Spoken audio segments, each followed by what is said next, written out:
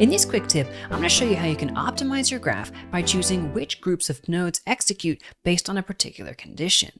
This way, unused nodes don't have to process, making the execution time of your graph shorter.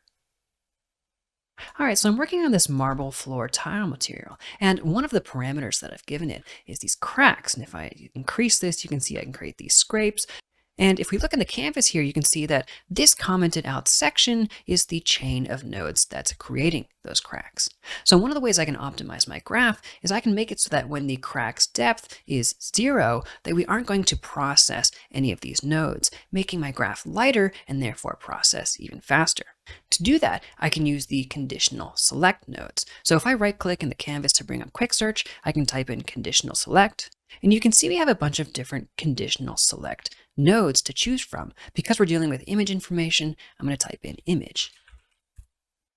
Now, the conditional select image has 3 inputs here. The first is a condition, and InstaMAT allows you to perform mathematical expressions and arithmetic right in the canvas. So if I left click and drag out a connection here, you can see that I have all these different expressions to choose from. And I'm looking for the float does not equal float node.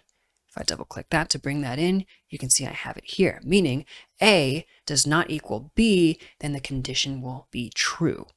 Now, when that condition is true, then the input for the conditional select that is true will pass through. And when this is false, the false input will pass through.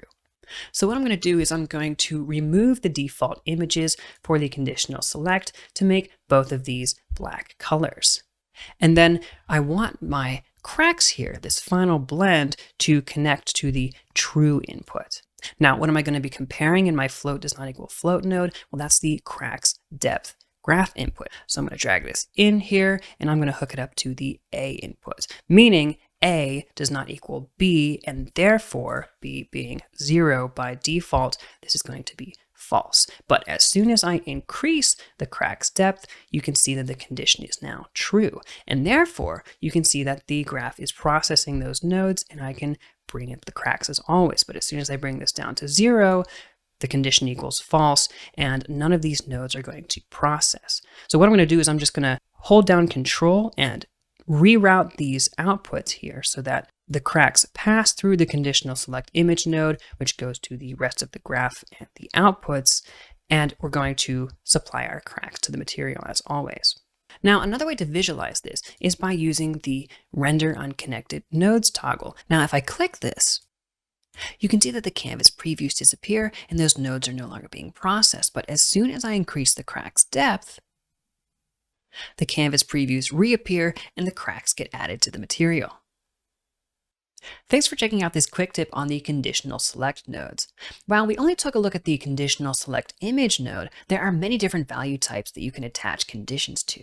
And this isn't limited to element graphs. You can do this in other project types as well, such as the atom graph.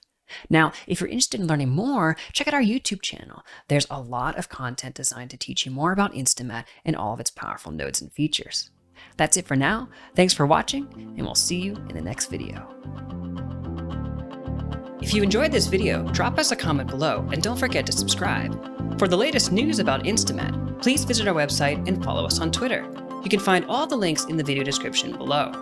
Thanks for tuning in, and we'll see you in the next one.